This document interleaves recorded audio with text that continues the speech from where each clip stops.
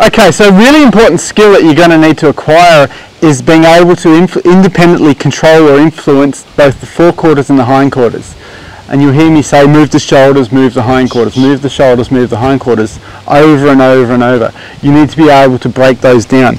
Well, where do we start with? Well, a really good place to being able to start with is, can I influence or move the shoulders? And to me, it really is kind of a good indicator of where their mind is at, is, you know, how willingly they can go forward and back. So here I'd ask for the horse to go back here, straighten her up, back, there. Now would be the time to ask for that foot to step across. There, back up, now across. Go around, good. Go. So in regard to the footfalls, it said that she couldn't step back and across at that point in time when her weight was bearing down on that foot. She can't physically just go and go and stick it over there. She needs to have her weight is free to step and reach. So I'll show that again on the left rein.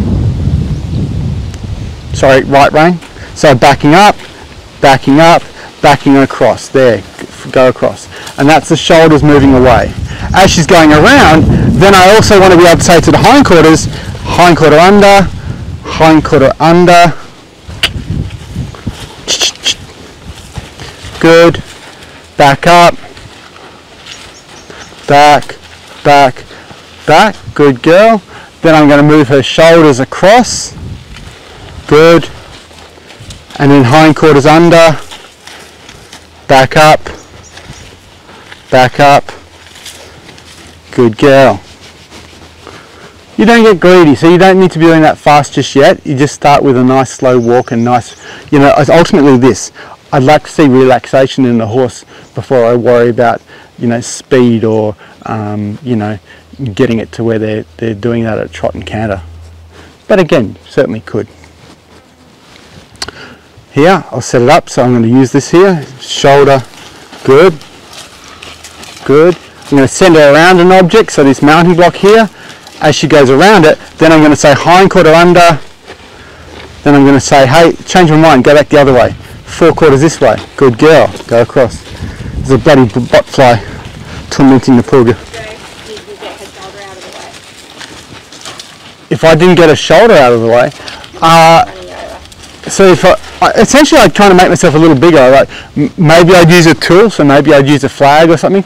Or, you know, you can use the end of a lead rope. To me, there isn't the sensitivity or the feel that I'd like for the horse. So for me, you've got to twirl with a certain amount of volume or a certain amount of energy to be able to elicit the movement. I would rather start from a quieter or less place, if that makes sense. So instead of, like, for me, just to be able to do that requires a certain amount of energy that I already think that's probably too much. So for me, I might kind of there, good girl, there, good. So just that jiggling of my hand was enough to kind of influence or help her find it. Here on this rein, going on the left rein, I'll go here, jiggle my hand, good. So the twirling of the lead rope wasn't necessary.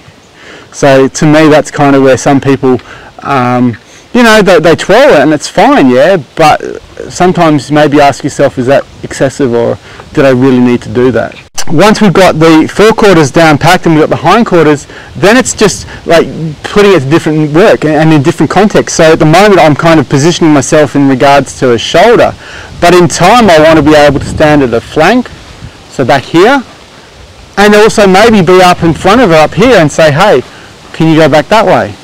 They're all places where you need to be able to influence forequarters and hindquarters and independently split them up. Down the track, well then eventually I want to be able to teach them lateral movement, so that's where I'm going to need to have movement of all four feet together in a lateral movement. But we'll wait until we get to that stage.